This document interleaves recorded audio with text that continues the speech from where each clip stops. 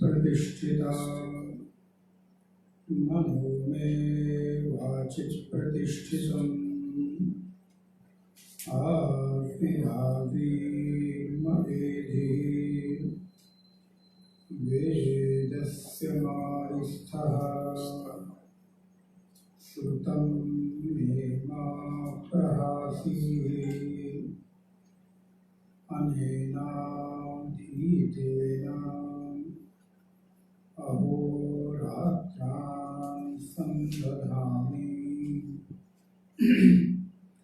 ऋतं वदिष्यामि सत्यं वदिष्यामि तन्मामवतु तद्वक्तारमवतु अवतु माम् अवतु वक्तारम् अवतु वक्तारम्।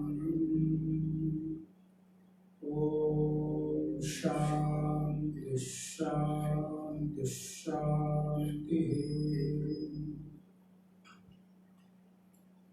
नारायणं नमस्कृत्य नरं चैव नरोत्तमं देवीं सरस्वतीं व्यासं ततो जयमुदीरये।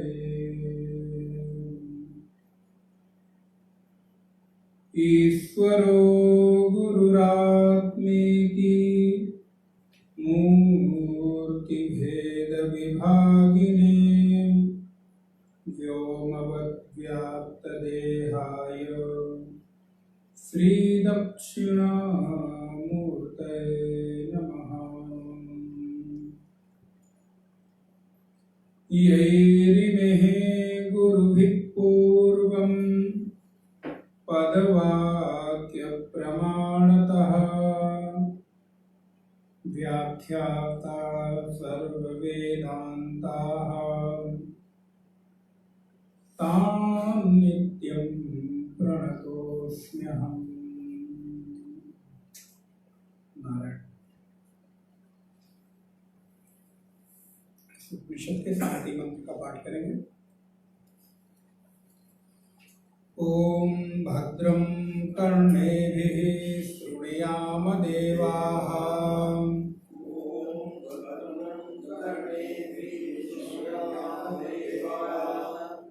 भद्रं पश्येमाक्षभिर्यजत्राः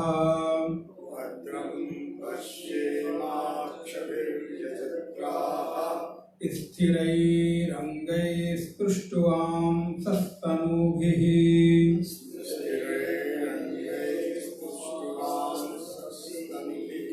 व्यशेम देवहितं यदायुः।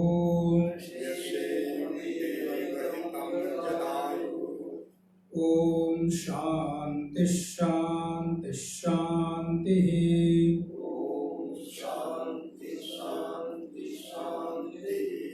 आपने स्वस्ति न इंद्रो भी होगा मन, स्वस्ति न इंद्रो तक, लेकिन कहीं कहीं अलग अलग आता है, तो इतना भी चलेगा।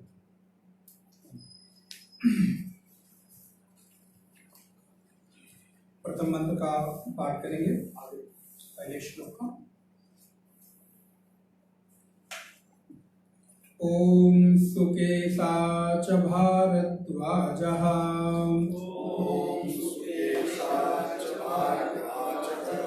शैव्यस्य सत्यकामः सौरायणी च गार्ग्यः कौसलश्चाश्वलायनो भार्गवो वैदर्भिः कबन्धी कात्यायनः ते हैते ब्रह्मपराः ब्रह्मनिष्ठाः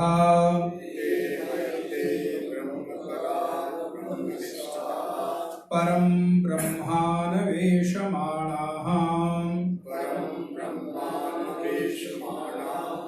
एष वै तत्सर्वम् वक्ष्यतीति तेहा समित्पाणयोः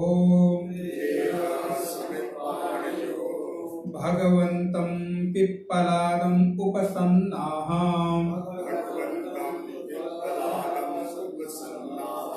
तान् सरिषिर्उवाच भूय एव तपसा ब्रह्मचर्येण श्रद्धया संवत्सरं संवत्सरस्थ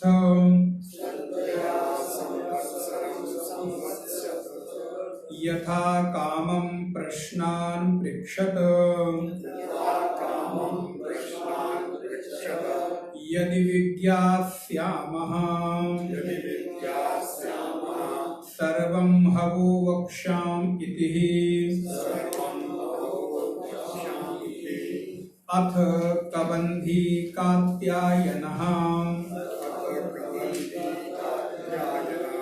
उपेत्य प्रपक्ष भगवान् कुतो ह वै इमाः प्रजाः प्रजायन्त इति।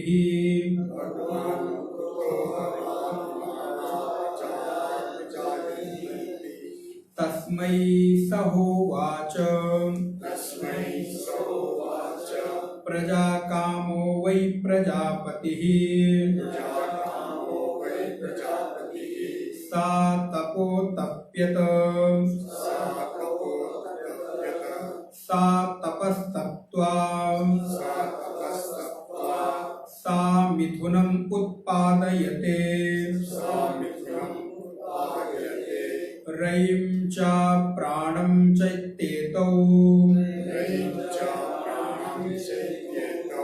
मे बौधाः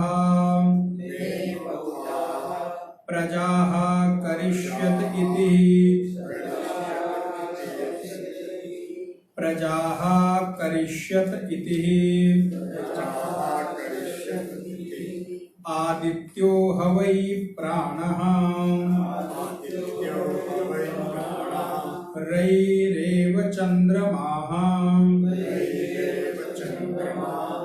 रैर्वा एतत् सर्वम् यन्मूर्तं च मूर्तं च तस्मान्मूर्तिरेव रैः तस्मान्मूर्तिरेव रैः। नारायण। पूर्व की कक्षा में हम लोगों ने देखा भगवती श्रुति बड़ा ही सुंदर एक उपाख्यान यहाँ पर प्रस्तुत कर रही हैं,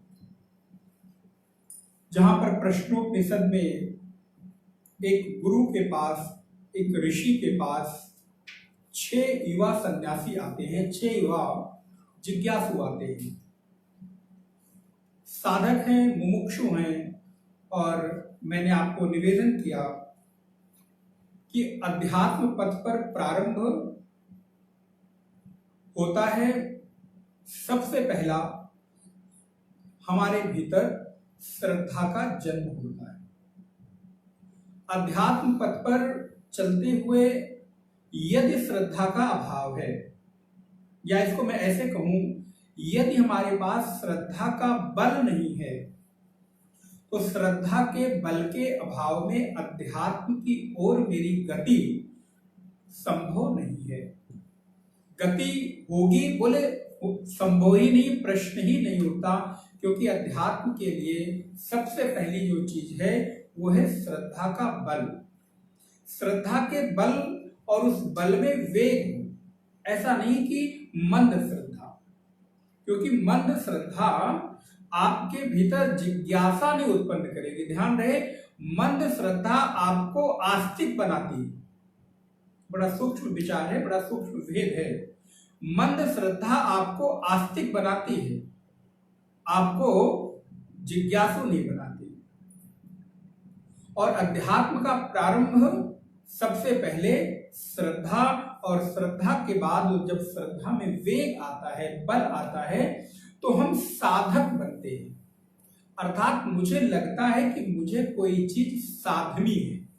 साधक माने मुझे कोई चीज अभीष्ट है, उसके लिए मिलने वाला जो लक्ष्य है, उसके लिए मुझे कुछ चीज साधनी है, मुझे कुछ प्राप्त करनी है।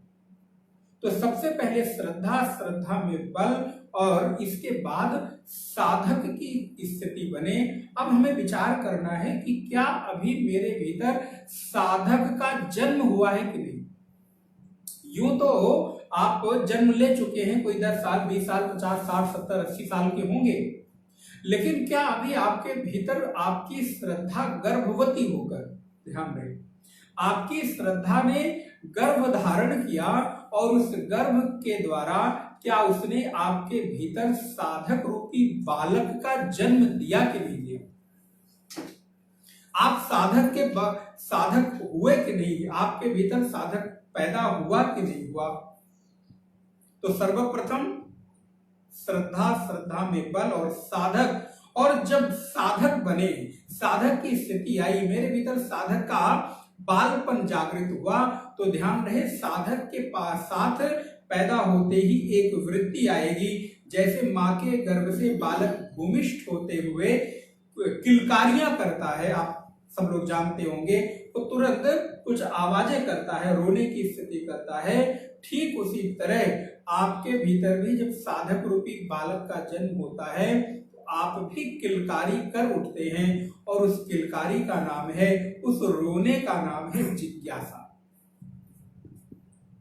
क्योंकि जब तक किलकारी नहीं फूटेगी, जब तक कि आपके भीतर बोलने की इच्छा, जानने की इच्छा जागृत नहीं होगी। और यही है, इसीलिए मैं जिस बात को जोर दे रहा हूं कि किलकारी फूट उठे, जिज्ञासा फूट उठे, आपके भीतर बोलने की इच्छा जागृत हो सके। और वो जिज्ञासा किसकी हो, ध्यान रहे, जिज्ञासा जब भी होती है तो उत्कृष्ट की होती है, निकृष्ट के हो जानने की जिज्ञासा शास्त्र नहीं कहता। आप कहेंगे मैं तो संसार भी जानना चाहता हूँ, ये भी जानना, अमुक भी तमुक भी, बोले वो आपकी जिज्ञासा, लेकिन आध्यात्मिक दृष्टि में, आध्यात्मिक धरातल में जो जिज्ञासा है वो सदैव उत्कृष्ट होती है। और उत्कृष्ट जिज्ञासा के परिणाम स्वरूप ही आपके भीतर धीरे से वो बालक युवा होता है। आप ध्यान रहे, इस चीज को लेकर चले, वो बालक युवा होता है। और साधक के बाद आपके भीतर जिज्ञासा, और जिज्ञासा के बाद फिर जो जन्म होता है बालक, उसको जो बड़ा होता है उसका नाम पड़ता है फिर मुमुक्षु, मुमुक्षा। ये एक युवा अवस्था है। मुमुक्षा एक युवा अवस्था है। मुमुक्षा मंद अवस्था नहीं है, मुमुक्षा बाल्य अवस्था नहीं है। बाल्य अवस्था का नाम मुमुक्षा हो ही नहीं सकता। तो आज इस चीज को मेरे भीतर बिल्कुल प्रगाढ़ रूप से बैठ जाए कि मेरे भीतर साधक का जन्म हुआ, और साधक के जन्म लेने के साथ ही मेरी बोली फूट उठे, किलकारी हो उठे। जैसे बालक गुनगुनाने लगता है, रोने लगता है, और ध्यान रहे वो रोता है क्या, कि मैं कहाँ आ गया। क्योंकि अभी तक आप जब सुनकर देखेंगे तो क्यों क्यों की जो वो आवाज होती है ना, कहीं ना कहीं उसके भीतर यही बात छुपी होती है कि मैं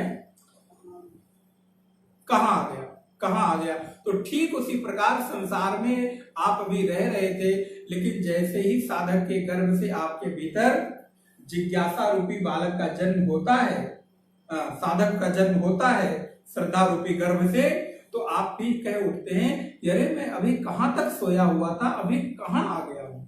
क्योंकि अभी तक तो इसके बारे में मेरे भीतर कोई जिज्ञासा, कोई इच्छा हो ही नहीं रही थी। और जब आप थोड़ा बोलने का प्रयास करते हैं तो आप जिज्ञासु की श्रेणी में आते हैं, और ये जिज्ञासु की श्रेणी ही आपको मुमुक्षा की ओर ढकेल देती है।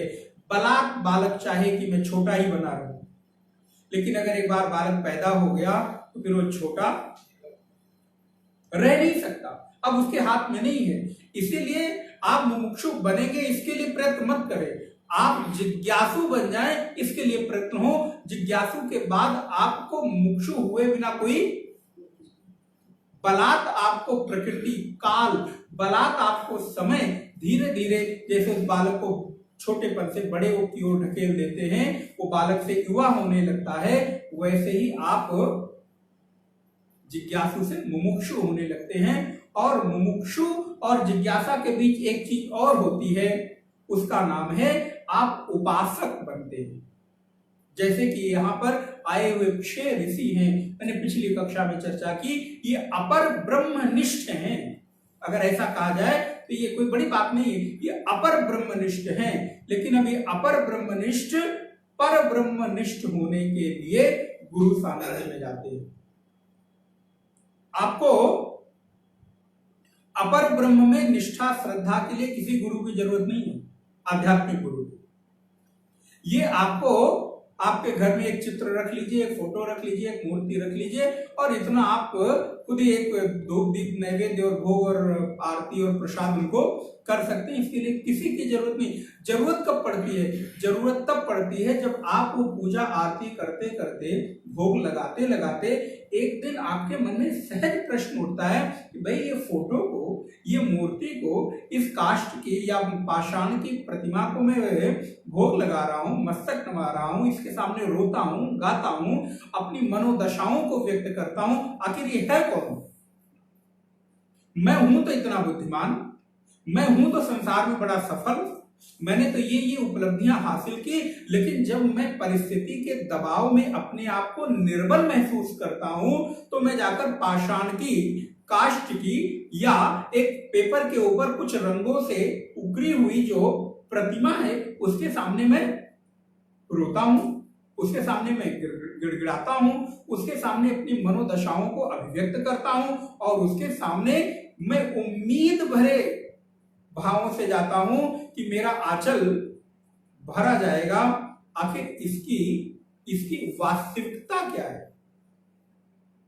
अगर कोई बहुत बुद्धिमान है तो फिर वो वैज्ञानिक कारण खोजने लगता है, और अगर वो थोड़ी श्रद्धा का बल है तो वो फिर आध्यात्मिक कारण खोजने लगता है। ध्यान में यहीं से तर्क कुतर्क और श्रद्धा इत्यादि का जन्म होने लगता है। अगर उसके भीतर केवल बुद्धि का बल है, बुद्धि पर विश्वास है, उसको केवल संसार की भौतिकता दिख रही है, स्थूलता पर उसका भरोसा है, मैटर पर उसका केवल भरोसा है, वो भी एनर्जी की ओर, आज की भाषा में आपको मैं ये शब्द दे रहा हूं, मैटर की ओर अगर उस पर उसका बिलीव है, उसका बिलीव अभी एनर्जी की ओर नहीं मुड़ा है, तब वो वैज्ञानिक कारण खोजने लगेगा कि आखिर ये है क्या।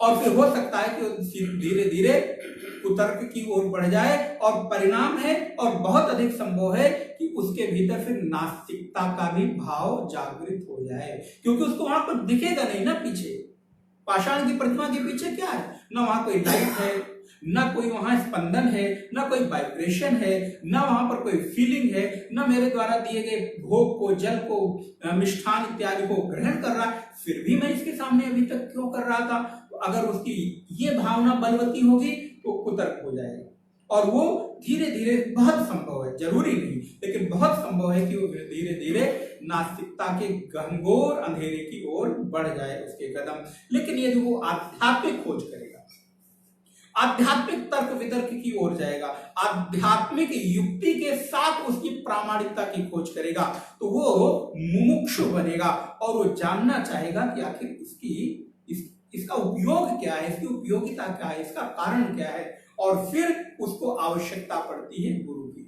और ध्यान रहे, सहज परिस्थितियों में कोई व्यक्ति शरणागत नहीं होता, स्वाभाविक भावों में कोई व्यक्ति शरणागत नहीं होता। या तो उसके भीतर परिस्थिति का दबाव होता है, और या फिर उसके भीतर खोज होती है, या तो उसके भीतर जानने की जिज्ञासा होती है, तब उसको ऐसा लगता है कि इसका ठीक ठीक जवाब कौन दे सकता है, इसके लिए कौन प्रामाणिक व्यक्ति है। जैसे कि अभी विज्ञान के बारे में मुझे जानना हो तो मैं मैथ के टीचर के पास नहीं जाता हूं, क्योंकि मुझे मालूम है कि इसकी ठीक ठीक बात, इसके सूत्रों का हल करना मैथ के टीचर की बस की बात नहीं, फिर हम किसी विज्ञान के अध्यापक के पास जाते हैं। तो ठीक आध्यात्मिक गुरु की खोज तब प्रारंभ होती है, और परिणाम होता है फिर मैं किसी ऋषि की शरण में, किसी आचार्य की शरण में, किसी गुरु और संत की शरण में जाता हूं। और इसकी आवश्यकता क्या है, क्यों जाऊं, मैं भी तो वैसा ही हूं, मेरे जैसा रहना है, खाना है, मेरे जैसा उसका जीवन है, व्यवहार है, और हो सकता है कि मैं उससे ज्यादा धनवान हूं, वो तो मेरे ही द्वारा दिए गए धन पर रह रहा हो, ऐसी वृत्ति भी आ सकती है, मेरे द्वारा, समाज के द्वारा पोषित हो, फिर मैं इसके यहां जाऊं और सिर झुकाऊं। और महाराज, सिर झुकना एक ऐसे व्यक्ति के सामने, आप समझ सकते होंगे कि आप हाथ मिलाने में भी किसी से 10 बार बाहर सोचते हैं कि मैं पहले इसे हाथ क्यों आगे बढ़ाऊं, इसकी गरज हो तो ये मुझसे होगा किसमें, धन, इससे ज्यादा मैं धनवान हूं, इससे ज्यादा बलवान हूं, इससे ज्यादा मेरा पावर है, इससे ज्यादा इधर, मैं क्यों हाथ मिलाऊं, मैं क्यों सिर नवाऊं। हमारा सिर नवाना तो बहुत दूर की बात है, घुटने तक प्रणाम करना बहुत दूर की बात है, सिर को चरणों में रखना तो संभव ही नहीं है। फिर क्यों ऐसी भावना बलवती हो जाती है। और ध्यान रहे, यहां पर जब सिर झुकता है तो वहां पर कोई दबाव नहीं होता, यहां पर किसी प्रेशर से कारण आप श्रद्धान्वित नहीं होते, यहां पर सहजता में ही हम झुकते चले जाते हैं। पहले दिन का झुकाव और आप अंतिम दिन का झुकाव देखिएगा। पहले दिन हो सकता है आप आए तो हाथ जोड़कर ही बैठ जाए, पहले दिन आए तो आप हो सकता है कि दूर से प्रणाम करके ही बैठ जाए, हो सकता है आप राम राम भी ना करें, हम तो ये जानने आए थे बताओ जी। और तीसरे दिन, चौथे दिन, पांचवें दिन, 1 महीने, 10 महीने, 1 साल, 5 साल, 10 साल, उसके बाद बोले जैसे जैसे आप गहरे होते जाते हैं वैसे वैसे आप श्रद्धान्वित होते जाते हैं। पहले दिन में और इस आज के दिन में आप खुद में परिवर्तन महसूस करते, आखिर ऐसा क्या हो गया। किसी ने आपको जबरदस्ती तो नहीं की, किसी ने जोर देके तो नहीं कहा, जैसे बचपन में माता पिता कहते थे नहीं नहीं सिर पकड़ा और झुका दिया।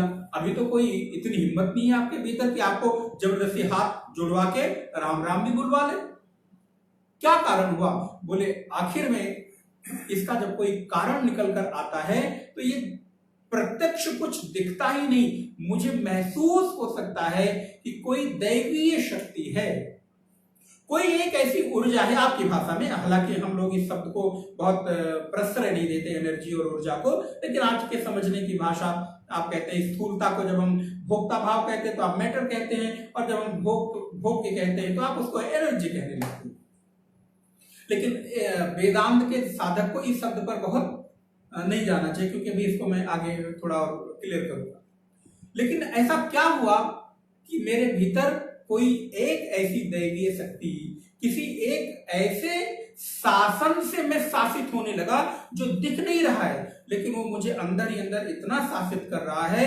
वो कहता है नहीं तुम झुको, वो कहता है नहीं तुम श्रद्धान्वित हो, वो कहता है नहीं तुम शरणागत हो, वो कहता है नहीं तुम भावापन्न हो, वो कहता है नहीं नहीं तुम अब अपनी मन की भावनाओं को यहां पर पूर्ण रूप से समर्पित कर दो, क्योंकि इसके अतिरिक्त और कोई जगह संसार में मुझे दिख नहीं रही है, इसके अतिरिक्त और कोई जगह नहीं दिख रही है। अब इस जगह पर मैं शरण ग्रहण कर रहा हूं। और ध्यान रहे नारायण, जीवन में दो चीजें बहुत आवश्यक है, एक है प्रायश्चित और एक है शरणागति। बहुत बड़ा सूत्र है। आपको प्रायश्चित करना है किस लिए? प्रायश्चित करना है आपको पूर्व में किए गए, भूत में किए गए कर्मों के प्रति, भूत में की गई भूलों के प्रति, भूत में किए गए अन्यान्य विचारों के प्रति जो आपको परेशान करते हैं, जो रह रहकर आपको याद दिलाते हैं और आप परेशान हो उठते हैं। आपको इसके लिए प्रायश्चित करना है। और शरणागत क्यों होना है? क्योंकि मैं भूतकाल की गलती दोबारा नहीं दोहराना चाहता, इसलिए शरणागत होकर मैं जानना चाहता हूं कि मैं कैसे कर्मों का संपादन करूं, कैसे सत्कर्मों को करूं कि अब मैं पिछली वाली भूल दोबारा न दोहरा सकूं, दोबारा मेरे से वो गलती न हो। इसलिए शरणागति की आवश्यकता है। कोई आवश्यकता नहीं, हमको कोई आपके झुकने से कोई हमको लाभ नहीं मिलने वाला कि आप आओ और झुको तो मुझे कुछ मिलेगा, बल्कि आप उल्टे लेकर जाते हो। लेकिन उस ले जाने में आपकी भलाई क्या है? भलाई ये है, गुरु इसलिए है, उसके द्वारा बताए गए मार्ग का जो मेरे जीवन में लाभ है वो ये है कि अब वो गलती जो मुझसे हो गई, अनजाने में हो गई, जानने में हो गई, या किसी परिस्थिति के कारण हो गई, किसी एक ऐसी भावनाओं के कारण हो गई जो शायद मैं नहीं करना चाहता था, बट हो गया। क्या करूं? हो गया। कान पकड़ता हूं आज के बाद। लेकिन आप ध्यान रहे, आप दोबारा वही चीज दोहराते हो, दोबारा वही चीज करते हो। क्यों? क्योंकि आपके हृदय पर शासन करने वाला कोई नहीं है। आपको उन दोहराई हुई गलतियों के दुष्परिणामों को बताने वाला कोई नहीं है। आपके हृदय पर किसी एक ऐसी अदृश्य दैवी सत्ता का शासन नहीं है जो आपको ये बता सके ये तुम्हारी भूत में हुई जो गलती है, भूत में हुआ जो तुम्हारे द्वारा कर्म है, ये तुम्हारे लिए उचित नहीं है, इसका दुष्परिणाम ये है। इसलिए आवश्यकता है शरणागति की, इसलिए आवश्यकता है समर्पण की, इसलिए आवश्यकता है एक ऐसे स्थल की, एक ऐसी जगह की कि जहां पर मैं श्रद्धान्वित हूं, खाली तो हूं, लेकिन जब मैं सिर उठाऊं तो जितना मैंने खाली किया है उसके बदले बहुत अधिक भरकर उठूं। और ध्यान रहे, जब आप गुरु चरणों में, ऋषि चरणों में, आचार्य चरणों में झुकते हैं, खाली होते हैं, तो खाली नहीं होते, बल्कि उससे अधिक आप महसूस करते हैं कि मैं लेकर, आप अनुभव करके देखिए, उससे अधिक आप अनुभव करते हैं कि मैंने लिया है, और वो ली हुई चीज मेरे जीवन में अभी तक नहीं मिली। मैं बहुत जगह मैंने प्रयास किया, बहुत जगह मैंने ढूंढने की कोशिश की, बहुत जगह मैंने धन दिया, द्रव्य दिया, इत्यादि इत्यादि चीजें दी, बहुत जगह मैंने कोशिश की लेकिन मिला नहीं। लेकिन यहां बोले यहां जितना मैं झुकता हूं उतना ही भरता चला जाता हूं, जितना मैं खाली होता हूं उतनी ही पूर्णता की अनुभूति होती चली जाती है। ये क्यों? क्योंकि अब मेरे हृदय पर मेरा शासन नहीं है, अब मेरे हृदय पर कोई ऐसी अदृश्य शक्ति का, मेरे हृदय पर ऐसी कोई दैवीय शक्ति का शासन शासित हो रहा है। ध्यान रहे, दिखाई नहीं पड़ता लेकिन है। आपकी भाषा, आपकी लैंग्वेज, आपका अनुभव, एनर्जी देखते हैं आप, पंखा चल रहा है, लेकिन अगर मैं कहूं कि इसको संचालित करने वाली जो एनर्जी है वो दिखाओ, आपको महाराज दिख नहीं रहा, एनर्जी होती नहीं तो ये, लेकिन एनर्जी दिख नहीं रही। एनर्जी का दिखता क्या है? कार्य, परिणाम। ठीक उसी प्रकार इस पूरी की पूरी स्थूल सृष्टि, और स्थूल सृष्टि अभी ज्यादा भारी पड़ने लगे मन में तो खाली अपने देह को लेकर चलो, अपने आसपास की घटनाओं को लेकर चलो, संचालित हो रही है, कार्य दिख रहा है, लेकिन उसका कारण कोई तो होगा। मैं कहूं नहीं ये पंखा तो अनायास चल रहा है, आप मान लेंगे क्या? कहेंगे महाराज आपको इतना भी नहीं मालूम है, अभी पावर हाउस से अगर बिजली कट जाए तो ये सारे के सारे आपके पंखे और एसी और कूलर सब धरे रह जाएंगे। मैं दिखा दो भाई किससे चल रहा है? नहीं, आप देख लीजिए ये क्या है। आप विवश हैं उस शक्ति के, आध्यात्मिक व्यक्ति शक्ति कहेगा, दैवीय कृपा कहेगा, दैवीय एक अदृश्य शक्ति कहेगा, और स्थूल व्यक्ति, संसारी व्यक्ति जो भी मैटर में उलझा हुआ है उसको एनर्जी कहेगा। एक ऐसी एनर्जी है जो पूरे मैटर को घुमा रही है, चला रही है, पूरे मैटर में अपनी एनर्जी भर के उसको जीवंत कर रही है, उसको प्राण दे रही है, उसके भीतर जीवंतता भर रही है। ये पंखा तब तक हमारे लिए उपयोगी है जब तक इसके भीतर पीछे से सप्लाई आ रही है, एनर्जी है। नहीं तो बेकार है ना, इसके लिए किस काम का है? अभी ये चले नहीं, खराब हो जाए, या एनर्जी ना आए, इसमें बिजली ना करंट आए तो हमारे लिए बेकार है, हमारे हमको क्या काम करेगा? अरे उठाओ, ये कूड़ा हो गया इसको। ऐसी ही दैवीय शक्ति है, जब वो अदृश्य हो जाती है और अदृश्य होती है लेकिन विलुप्त नहीं होती, दोनों में बिल्कुल अंतर है। अदृश्य होना एक चीज है और विलुप्त हो जाना बिल्कुल दूसरी चीज है। अदृश्य है लेकिन अनुभव गम्य है, यदि विलुप्त होती तो अनुभव गम्य। आपका अनुभव है कि नहीं? आप अनुभव करते हैं कि नहीं? रोज का मेरा अनुभव है, नित्य का मेरा अनुभव है, और किसी और का नहीं, मेरा निज का अनुभव है। जो किसी कोई एनर्जी, जो कोई दैवीय कृपा, जो कोई दैवीय शक्ति, जो कोई आत्मीय भाव मुझे संचालित किए जा रहा है, आप समझने के लिए जस्ट जो भी मैटर आपको दिखाई देते हो उसको आप देखिए, उनमें जीवंतता कहां से आती है, उसमें प्राण कहां से आता है, उसमें जीवन कहां से आता है। आज ये मरा हुआ है और ये जी रहा है, जो बंद पड़ा है उसमें कोई जीवंतता, उससे कोई आपको लाभ? तो इसलिए जब हमारे भीतर, पुनः अपने विषय पर आए, जब हमारे भीतर उस अदृश्य शक्ति को जानने की इच्छा जागृत होती है, कौन है जो मुझे इस पाषाण प्रतिमा के सामने झुका देता है? कौन है जो मैं नतमस्तक नहीं होना चाहता, लेकिन जैसे ही एक कागज के सफेद टुकड़े के ऊपर कुछ रंगों का बनाया हुआ आकृति मेरे सामने आती है तो सहज ही मैं झुक जाता हूं। कौन ऐसा है जो मुझे, और संसार में कोई बड़ा से बड़ा व्यक्ति आ जाए, मैं उसको कुछ समझ आए होगा, अपनी आंख का होगा, मैं हाथ क्यों मिलाऊं, मैं राम राम, मैं नमस्ते, मैं गुड मॉर्निंग क्यों बोलूं? उसको ही गरज हो, उसकी जरूरत हो तो वो बोले। लेकिन वही व्यक्ति जो इतना अकड़ के वहां पर बैठा हुआ था, वही व्यक्ति जैसे बाहर निकलता है और देखता है, अपने आप झुक जाता है, उसको कोई दबाव देकर झुकाता नहीं है, तो उसकी खोज प्रारंभ होती है। और ये अपर ब्रह्मनिष्ठ, जी ब्रह्मनिष्ठ, और ब्रह्मनिष्ठा का कितना महत्व है हमारे यहां आप जानते हैं, सुनते रहते हैं।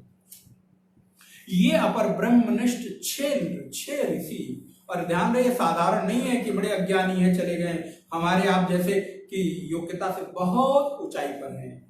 इन्होंने खोज की है एक ऐसी जगह की, और उस जगह पर जाकर अपने आप को समर्पित किया है, और समर्पण के बिना कभी कोई चीज हासिल हो सकती नहीं।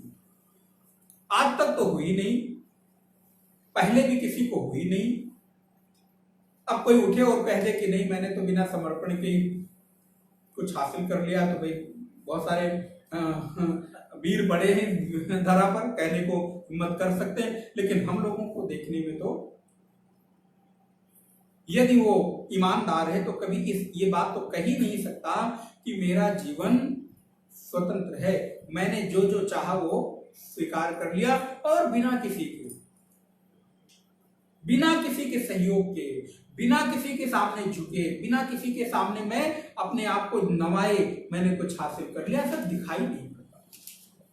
एक बात और स्मरण आ रही है, प्रत्येक व्यक्ति स्वतंत्र होना चाहता है, होना चाहते हैं, लेकिन ये बात जिम्मेदारी से कह रहा हूं कि चाहकर भी कोई व्यक्ति कभी स्वतंत्र हो सकता नहीं।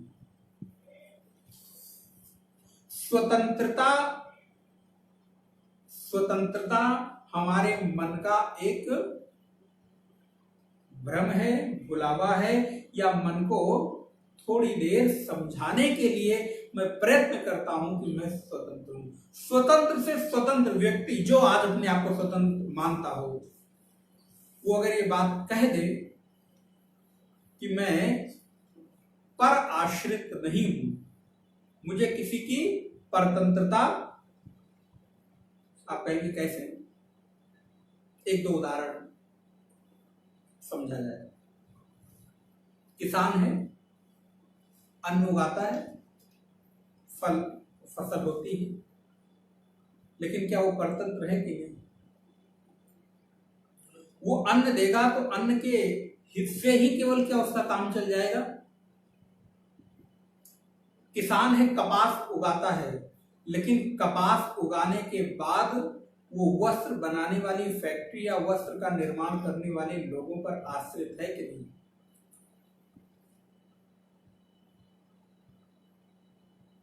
डॉक्टर दवाइयां देता है, उसको बहुत सारी चीजें पता है, लेकिन क्या वो आश्रित है कि नहीं? वो एक किसी विषय का विशेषज्ञ हो सकता है, अन्य चीजों के लिए वो खुद, कोई डॉक्टर किसी डॉक्टर को पास जाता है कि नहीं इलाज कराने? पता है कि नहीं? जाता है कि नहीं? उस शहर का कितना भी बड़ा फेमस हो, किसी भी क्षेत्र में, किसी भी शरीर के अंग के, लेकिन उसको भी तो किसी अन्य की आवश्यकता पड़ती है कि नहीं? तो ये स्वतंत्रता हुई। तो स्वतंत्रता हम वहां चाह रहे हैं जहां पर स्वतंत्रता असल में हो सकती नहीं, क्योंकि आज हमारी स्वतंत्रता का जो पैमाना है या स्वतंत्रता का हमारा चाह है वो दैहिक स्तर पर है, देह के स्तर पर है, जो कि कभी, और जहां पर आप स्वतंत्र हैं असल में उस स्वतंत्रता की आपको अनुभूति है ही नहीं, और जहां पर आपको लगता है कि मैं परतंत्र हूं, वहां पर आप स्वतंत्र होने के लिए झंडा ऊंचा करके आगे बढ़ते हैं और इस भुलावे में रहते हैं कि मैं एक दिन स्वतंत्रता हासिल करके रहूंगा, जबकि यह सिद्धांत सत्य हो गया है, निष्पादित हो गया है कि आप वहां पर कभी पूर्ण रूप से स्वतंत्र, इसलिए परस्पर आश्रित, एक दूसरे पर आश्रित है ये जीवन, अन्योन्याश्रित है। मैं आप पर, आप किसी पर, कोई किसी पर और कोई किसी पर, क्योंकि ये देहगत जो चीजें हैं ये आश्रय के बिना कभी संचालित और संपादित हो ही नहीं सकती। अपर ब्रह्मनिष्ठ है ऋषि, लेकिन अब वो भी पर ब्रह्म के जानने वाले जो ज्ञाता हैं, विशेषज्ञ हैं, उस पर वो आश्रित हैं और वो भी खोज कर रहे हैं, और ये मेरी जिम्मेदारी है। ध्यान दें, बैठे बैठाए नहीं होगा। यदि आपके भीतर साधक और साधक से जिज्ञासु, जिज्ञासु से मुमुक्षु की यात्रा हो गई है। तो उस मुमुक्षा की पूर्ति के लिए खोज करना, एक ऐसी जगह की खोज करना जो आपके लिए पूर्ण विश्वास का स्थान हो, जहां पर संदेह ना हो, एक ऐसी जगह का खोज किया जाए और वहां जाकर क्या हो, ये सूत्र स्मरण रहे, शरणागति हो, प्रायश्चित हो पूर्व में किए गए कर्मों का, और शरणागति हो आगे किए जाने वाले कर्मों का, पुनः रिपीट ना हो। और एक यदि रिपीट होता है तो ध्यान रहे कि आपकी बुद्धि पर प्रश्न खड़ा होता है, और उस कर्म का कोई प्रायश्चित नहीं। जिस कर्म को आपने एक बार कर दिया और पुनः प्रायश्चित कर लिया और पुनः आपने उस कर्म को कर लिया, बार बार कर्म करना और बार बार प्रायश्चित करना, ये शास्त्र स्वतंत्रता नहीं देते। प्रायश्चित है कि एक बार भूलवश, अज्ञानतावश कर्म हो जाए, उसके लिए आपको स्वतंत्रता है प्रायश्चित की। आप भागवत में पढ़िएगा 6वें स्कंद में, वहां पर कहते हैं ऐसे व्यक्ति अगर समझते हो कि आज मैं क्षमा के साथ निवेदन करूं कि मैं आज किसी भी तरह अन्याय से, अनीति से, अधर्म से कुछ हासिल कर लूंगा और कुछ चीज उसके बदले में दे दूंगा, तो आप समझ सकते हैं कि मैं इधर से लूंगा और इधर से कुछ बढ़ा दूंगा, तो मेरा जो लिया हुआ है उसका प्रायश्चित कर्म हो जाएगा, वो पूरा हो जाएगा। ध्यान रहे, दोनों स्वतंत्र कर्म हैं, स्मरण रहे, पुनः कह रहा हूं गुरुदेव की भाषा में, थिंग, दोनों तो स्वतंत्र कर्म हैं। जो आपने लिया है उस कर्म का परिणाम अलग होगा, और जो आपने दिया है उस कर्म का परिणाम उसका जो है वो भी भोगना पड़ेगा, और आप जो उसका दे रहे हैं वो भी भोगना पड़ेगा। यहां पर रिप्लेसमेंट की व्यवस्था नहीं है कि इधर से लेकर ये जो दे दिया उसको मैंने रिप्लेस कर दिया। लेकिन आज हम इसी भ्रम में, प्रायः इसी में रहते हैं कि महाराज इधर से लेके इधर से थोड़ा सा हम रिप्लेस कर ले रहे हैं, कुछ प्रतिशत देकर। बोले ये स्वतंत्रता नहीं, ये है कुंजर स्नानवत, हाथी के, जानते हैं ना, हाथी नदी में या तालाब में जाता है, घंटों नहाता है, और महाराज नहाने के बाद जैसे ही तालाब से बाहर निकला, पुनः हम भी कहीं ना कहीं इसी ओर बढ़ते हैं कि नहीं, इसी श्रेणी में। बोले उसका नहाया ना नहाया, जितनी देर तालाब में था उतनी देर पवित्रता की अनुभूति करके वो भ्रम में था। लेकिन महाराज जैसे ही यहां से उठे कुर्सी से और गेट के बाहर गए, पुनः मैं क्या हूं, अरे होंगे बोलते रहते हैं, बहुत देखा है सर। क्या हुआ, बोले इतनी देर में था यहां पर पवित्र था, इतनी देर में था अपने आप को मैं उस भाव में कह रहा था। और ध्यान रहे, ये है गुरु बल, ये है आचार्य बल, ये है ऋषि बल, ये है शास्त्र बल, कि आप जब तक उसके घेरे में रहते हैं तब तक आप पूर्व में क्या थे उसकी स्मृति नहीं रहती, आपके भीतर श्रेष्ठता और उच्चता का भाव, उसकी तीव्रता बढ़ती रहती है। लेकिन जैसे ही आप उस घेरे से बाहर निकलते हैं वैसे ही आप पुनः वहीं पहुंच जाते हैं जहां से, एक कथा है कभी सुनाएंगे, पुनः मूसको भव।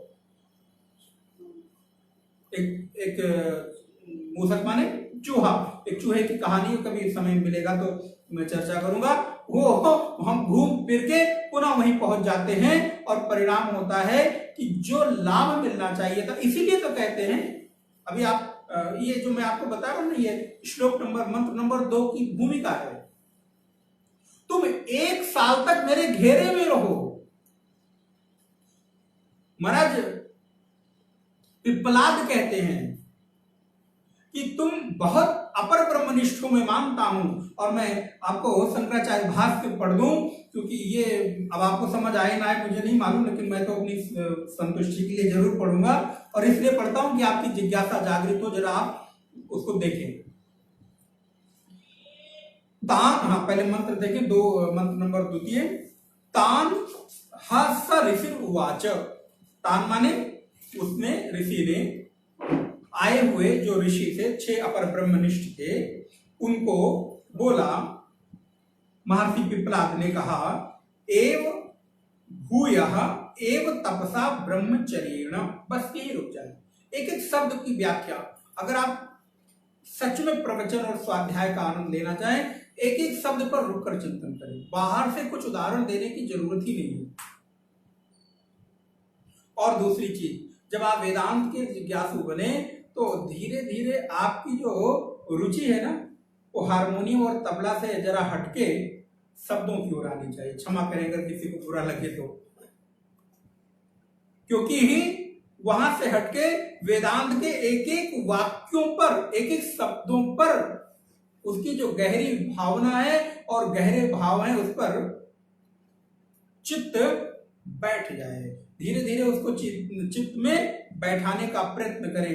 ऋषि कहते हैं तपसा एव ब्रह्मचर्येण। अब इसका मतलब यह है, इसके पहले यहां तक ये ऋषि पहुंचे हैं, इनके भीतर ब्रह्मचर्य नहीं है। विचार करिए, आप आए और मैं कहूं कि आप जाओ सबसे पहले हमारे यहां स्नान करके तब आओ, जस्ट एक छोटा सा उदाहरण, या जाओ पहले हाथ पैर धो पवित्र होके तब आओ। इसका मतलब मैं क्या कहना चाह रहा हूं कि आप अपने हाथ से पवित्र होकर नहाकर जाइए। आप पहले वहां नहाइए, कपड़े बदलिए और फिर आइए। तो जाओ, सबसे पहले तुम 1 साल तक तप के द्वारा, ब्रह्मचर्य के द्वारा, श्रद्धा के द्वारा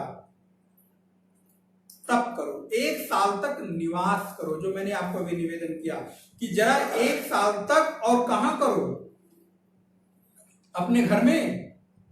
बोले नहीं, अब तुम गुरुकुल में आ गए हो,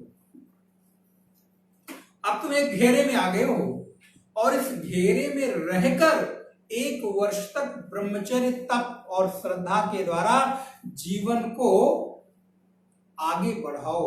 अर्थात अब तक तुम अपर ब्रह्मनिष्ठ हो।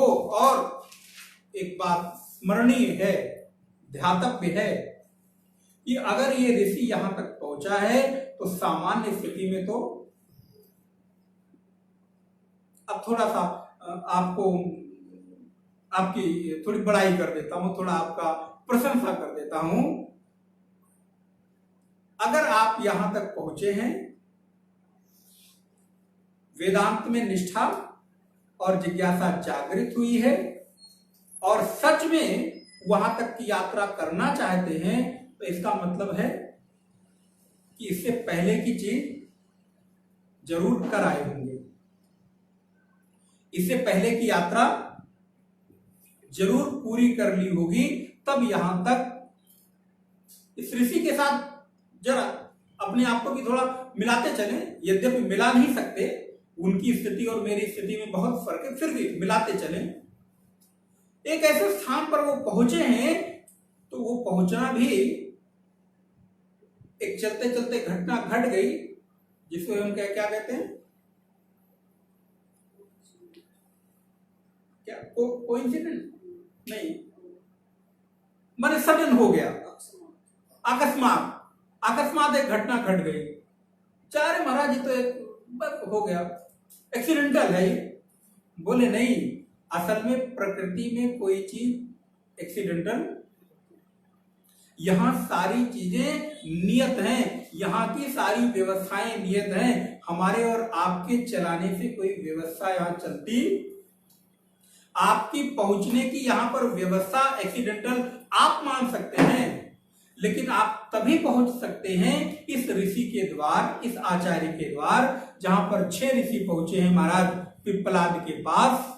इसका मतलब इन्होंने इसके पूर्व में तप किया होगा, इनके भीतर श्रद्धा तो जरूर होगी, इनके भीतर ब्रह्मचर्य का पालन भी अवश्य होगा, और इनके भीतर जिज्ञासा भी जरूर होगी। लेकिन फिर भी कह रहे हैं कि तुम जाओ 1 साल तक तप करो, फिर यथा कामम, ध्यान रहे, फिर जो कामना हो, जो जो प्रश्न, लेकिन ध्यान रहे, 1 साल के पहले इस विषय पर चर्चा भी मत करना मेरे को।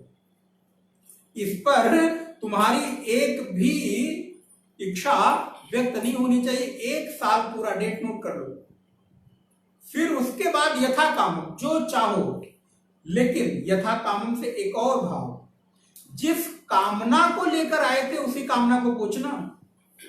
ऐसा न हो जाए कि एक साल में यहां रहते रहते तुम्हारे भीतर कोई भ्रम और पैदा हो जाए या तुम्हारे भीतर कोई और प्रश्न आ जाए, तो अब तुम अपने पुराने प्रश्न को भूलकर अब देखिए एक एक शब्द पर आप विचार करके देखिए। यथा कामम प्रश्नान पृक्षत यदि यदि विज्ञास्यामः, यदि मैं जानता हूंगा। महाराज आज के भगत भाग जाएंगे, उनको तो लगता आए और बोले यदि विज्ञास्यामः, यदि मैं जानता हूंगा तो फिर छुपाऊंगा कुछ नहीं। सर्वम, तुम्हारे लिए मैं सब कुछ, हवो वक्ष्याम इति, मैं सब कुछ तुम्हारे लिए कह दूंगा, फिर कुछ भी तुम्हारे लिए बचाऊंगा, कुछ भी अपने पास रखूंगा नहीं। ध्यान रहे, फिर मैं कुछ तुम्हारे साथ कपट नहीं करूंगा। और ये है गुरु की श्रेष्ठता। वो चाहता है कि जो मेरा शिष्य है वो उस स्तर पर पहुंच जाए जहां पर मैं, उस गुरु की गुरुता पर प्रश्न होता है जो शिष्य को केवल शिष्य बनाए रखना चाहता है। हमारे यहां गुरु शिष्य नहीं बनाना चाहता, हमारे यहां गुरु शिष्य को गुरु बना देता है। पारस परस कुघात सुहाई, यहां पर शिष्य बनाए रखने की केवल इच्छा नहीं, तुम मेरी शरण में पड़े रहो और ये करते रहो, तुम्हारा उद्धार हो जाएगा। बोले नहीं नहीं, तुम आए हो तो तुम भी ये इस लायक बन जाओ, इस योग्य बन जाओ कि अब तुम भी किसी की समस्या का, शंका का, किसी की जिज्ञासा का समाधान करने में, यह है उत्कृष्ट गुरु परंपरा। और ध्यान रहे, हमारे सारे ऋषियों ने उस यात्रा तक अपने सारे शिष्यों को पहुंचाया है। अब थोड़ा सा भाष्य देख ले, जिसके पास प्राय लोगों के पास नहीं होगी, अगर आपकी रुचि हो तो गीता प्रेस में भी मिल जाती है, आप उसको खरीद सकते हैं।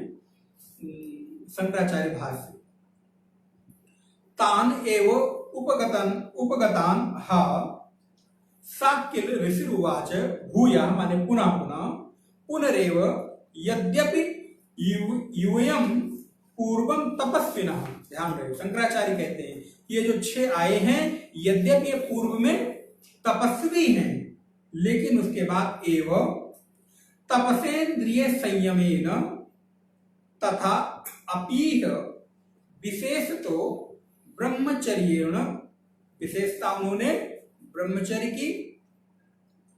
अब ब्रह्मचर्य पर थोड़ी बात कर लूं, फिर आगे मैं बढ़ूं श्रद्धा पर। प्राय हमने ब्रह्मचर्य को बड़ा स्थूल कर दिया है। अगर मैं निवेदन करूं तो आज के वर्तमान में ब्रह्मचर्य का जो हमने मोटा मोटा अर्थ ग्रहण कर लिया, वो केवल वीर्य संरक्षण से कर लिया है। ये इसका बहुत स्थूल अर्थ है।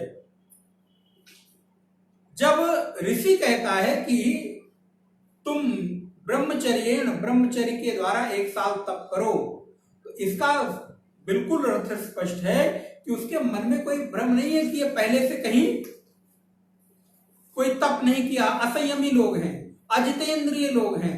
अगर ये यहां पर आए हैं तो इसका मतलब ये है कि इनमें इंद्रियों के संयम की कोई ना कोई क्षमता, कोई ना कोई संभावना, और अभी तक इन्होंने इंद्रियों का संयम किया होगा या करने का प्रयत्न कर रहे होंगे। तब इसका मतलब क्या हुआ? भगवत पाद कहते हैं सम्यक गुरु शुश्रूषा पराह संतः त्वस्थ। ब्रह्मचर्य का तात्पर्य हुआ, वो भी एक उसका हिस्सा है, वीर संरक्षण भी उसका एक बहुत बड़ा हिस्सा है, लेकिन तुम्हारी जो दिनचर्या हो वो कैसी हो? तो बोले गुरु शुश्रूषा पराह, गुरु शुश्रूषा माने गुरु सेवा के तत्पर होकर जो तुम्हारा इंद्रिय संयम है उसे ब्रह्मचर्य कहते हैं। अब इसका अर्थ क्या हुआ? गुरु सेवा तत्पर की केवल हम गुरु चरणों की सेवा करते रहे और उनके नौकर बनकर रहे, आप ये कहना चाहते हैं? महाराज सारे गुरु अपना नौकर बनाना चाहते हैं इसलिए हमेशा ये बात करनी, नहीं नहीं नहीं, बिल्कुल नहीं। ये बुद्धि की बड़ी भ्रम होगी और बुद्धि का बड़ा विकृत अवधारणा होगी अगर ऐसा किसी साधक के मन में ख्याल आए तो। ये सारे गुरुओं का तो षड्यंत्र है, ये अपना बनाए रखने के लिए हमेशा बोले नहीं नहीं, ये आपके हित के लिए ऐसी बात कहते हैं। गुरु शुश्रूषा पराहा, पराहा शब्द कहा, परा माने पूर्ण रूप से निर्भर होकर। इसका तात्पर्य है गुरु अनुशासन के द्वारा, गुरु के द्वारा पोषित वाक्यों से अपने जीवन को संचालित करना ब्रह्मचर्य है। एक अर्थ। अब गुरु आपको कौन सा वाक्य दे देंगे, कौन सा नियम दे देंगे, कौन से आपके ऊपर चीजों को संयम करने की बात कहेंगे? बोले वो जो भी कहेंगे आपके लिए नियम लेना, वो ध्यान रहे सदैव ब्रह्म पर होगा। ब्रह्म पर होगा अर्थात उस ब्रह्म की प्राप्ति के निमित्त किया जाने वाला जो नियम होगा उसके विपरीत वो जा ही नहीं सकते। कितना गहरा अर्थ निकला? और यदि ऐसा कोई नहीं करता, इसके विपरीत कोई आदेश देता है कोई गुरु, कोई आचार्य, तो इसका मतलब है कि उसमें गुरु का तो भाव नहीं हो सकता। क्योंकि गुरु शिष्य को जब भी कोई अनुशासन देगा तो ब्रह्म के इर्द गिर्द घूमती हुई दिनचर्या ही बताएगा। अब यहां ब्रह्म ना ले, आप अपने आराध्य का नाम ले लें, अपने इष्ट का नाम ले लें, अपने भगवान का नाम ले लें, जो आप लेना चाहिए, उद्धार का नाम ले लें, उत्थान का ले लें, जो भी आप कहना चाहें। तो ब्रह्म पराहा, गुरु शुश्रूषा पूर्वक इंद्रियों के संयम के साथ रहनी का नाम, दिनचर्या का नाम ब्रह्मचर्य है।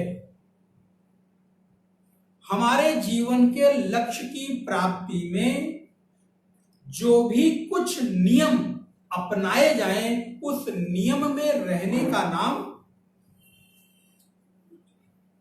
फिर उसमें आप शारीरिक संयम कह लें, मानसिक संयम कह लें, बौद्धिक संयम कह लें, इंद्रियों का नियमन कह लें, जो जो आप कहना चाहें आप कह लें। अब अगर एक ये लाइन कह दी गई ब्रह्मचर्य की, तो आप इसका जब विस्तार करेंगे, केवल मेरे ही विस्तार पर आप ना सीमित रख रहे हैं, आप लोग भी थोड़ा विस्तार अपने मन में सोचें, कुछ चिंतन करें, कुछ प्रश्न पूछें। नहीं महाराज आप जो कह रहे थे सब ठीक है, नहीं आप जो कह रहे हैं सब, अरे मैं जो कह रहा हूं ठीक कैसे है, आप भी तो थोड़ा चिंतन करें, आप इस पर काउंटर क्वेश्चन करें कि नहीं ऐसा कैसे है, क्योंकि ये आपका अधिकार है। श्रद्धा पूर्वक यदि आप प्रश्न करते हैं तो ये आपका अधिकार है, कुतर्क की संभावना नहीं, कुतर्क की हमारे यहां का स्थान नहीं है। लेकिन हां, आप जब श्रद्धा पूर्वक प्रश्न करते हैं तो उस पर आपका उत्थान होता है और आपके प्रश्न के बदले में जो उत्तर मिलता है वो फिर आपका होता है। ये जो मैं कह रहा हूं ना, इसे शायद आपका कहो बहुत कुछ भला ना हो, क्योंकि ये मेरा है, मेरा चिंतन है, मेरी अपनी स्थिति है। ये वाक्य केवल आपको सहयोगी हो सकते हैं, ये केवल आपको कुछ मार्गदर्शन दे सकते हैं, लेकिन इन वाक्यों के श्रवण के पश्चात जो मनन कर कर आपके भीतर सिद्धांत निष्पादित होगा वो आपका होगा, वो कौशिक का नहीं होगा। लेकिन अभी जो बोल रहे हैं वो कौशिक का है, वो शंकराचार्य का है। इसलिए श्रवणोपरांत मनन बहुत आवश्यक है। इसलिए हमारे यहां वेदांतों में ये साधना है, श्रवण और मनन। निधिध्यासन तो फिर थोड़ी दूर की बात हो जाएगी। तो भगवत्पाद कहते हैं विशेषतः ब्रह्मचर्येण श्रद्धया। अब श्रद्धा शब्द पर आते हैं। श्रद्धा हमारे जीवन की वो पूंजी है जो हमको जीवन जीने के लिए सतत प्रेरित करती रहती है। श्रद्धा रूपी पूंजी के अभाव में कोई व्यक्ति जीवन और बहुत यूनिक परिभाषा। अभी तक आप श्रद्धा की परिभाषा क्या सुनते रहे हैं? गुरु वेदांत वाक्येषु। आप लोग थोड़ा थोड़ा बोला बोला भी करें, हमको भी सहयोग मिलता है। गुरु वेदांत वाक्येषु विश्वासा इति श्रद्धा। विवेक चूड़ामणि में भगवत्पाद शंकराचार्य कहते हैं सत्य बुद्ध्या अवधारणा श्रद्धा। सत्य को अवधारण करने वाली बुद्धि का नाम श्रद्धा है। तत्वबोध में शंकराचार्य कहते हैं भगवत्पाद भाष्यकार कि गुरु वेदांत वाक्येषु विश्वासा इति श्रद्धा। लेकिन अब थोड़ा प्रौढ़ हो गए हैं आप, हम तो यही मानते हैं कि थोड़ा प्रौढ़ हो गए हैं, थोड़ा बड़े हो गए हैं शंकराचार्य की दृष्टि में, भगवत्पाद की दृष्टि में। अब उन्होंने परिभाषा को ना थोड़ा प्रौढ़ कर दिया। तत्वबोध की परिभाषा जब विवेक चूड़ामणि में आई तो और प्रौढ़ हो गई। तत्वबोध की परिभाषा गुरु वेदांत वाक्येषु, वेदांत विवेक चूड़ामणि की परिभाषा सत्य बुद्ध्या अवधारणा। अभी तक बड़े लंबे लंबे वाक्य थे ना। भगवत्पाद ने कहा ये लोग बड़े हो रहे हैं, माने बूढ़े हो रहे हैं, तो स्मरण करने की शक्ति। तो जरा हम परिभाषा को छोटी कर देते हैं, लेकिन उसके अर्थ को बहुत गंभीर कर देते हैं। और अद्भुत ऐसी परिभाषा तो सुनने को मिलेगी नहीं। एक अर्थ कहते हैं श्रद्धया, भाष्य में श्रद्धया च आस्तिक्य बुद्धया। बस अब कहेंगे महाराज इसमें आपने कौन सा इतना बड़ा अपना आस्तिक बुद्धि क्या श्रद्धा, ये को क्या बात हो गई, ये कौन सी बहुत प्रौढ़ परिभाषा हो गई। बोले नहीं नहीं, इतनी जल्दबाजी किस बात की है, थोड़ा ठहरो, थोड़ा विचार करो। श्रद्धा जब होती है तो आप किसी चीज को स्वीकार कर लेते हैं, मान लेते हैं। लेकिन यहां पर जब भगवत्पाद आस्तिक्य बुद्धि, आस्तिक्य माने अस्ति, अस्ति, अस्ति माने है। जब ऐसी बात आती है ना तो उस व्यक्ति को, जो वर्तमान के समय में, थोड़ी सी व्यवहारिक चर्चा करूं, वर्तमान समय में ये हमारे भीतर नोशन क्रिएट हो रहा है या हो चुका है, नहीं है तो हो जाएगा, कि संसार में तो सारे लोग बेकार,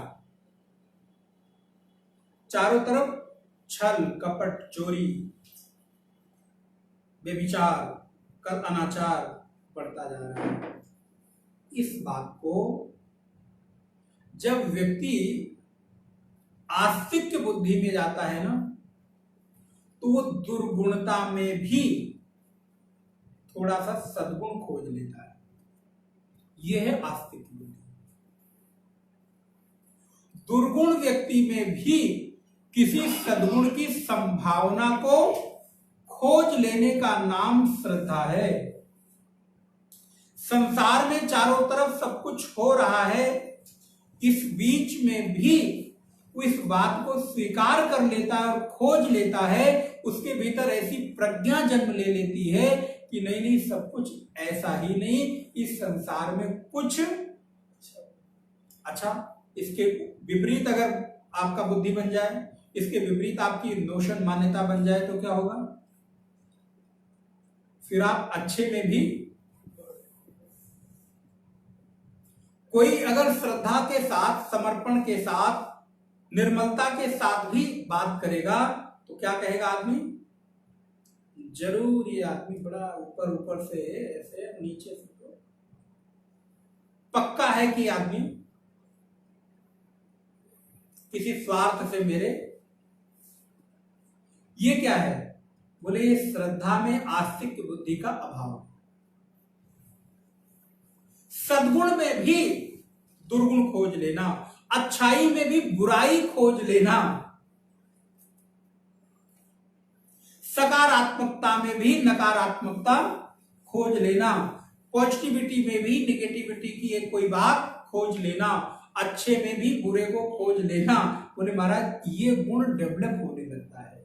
लेकिन जब आस्तिक की बुद्धि होती है, आस्तिक अस्ति है, तो बोले वो नकारात्मकता में भी कहीं एक बात सकारात्मक खोज लेता है। अब आज की भाषा में प्रचलन में कि बी पॉजिटिव, यही तो कहते हैं हम ना, लेकिन वो कोई बहुत भगवत्पाद शंकराचार्य के अर्थ को स्पष्ट, लेकिन हाँ समझने के लिए बी पॉजिटिव, क्या पॉजिटिव रहो।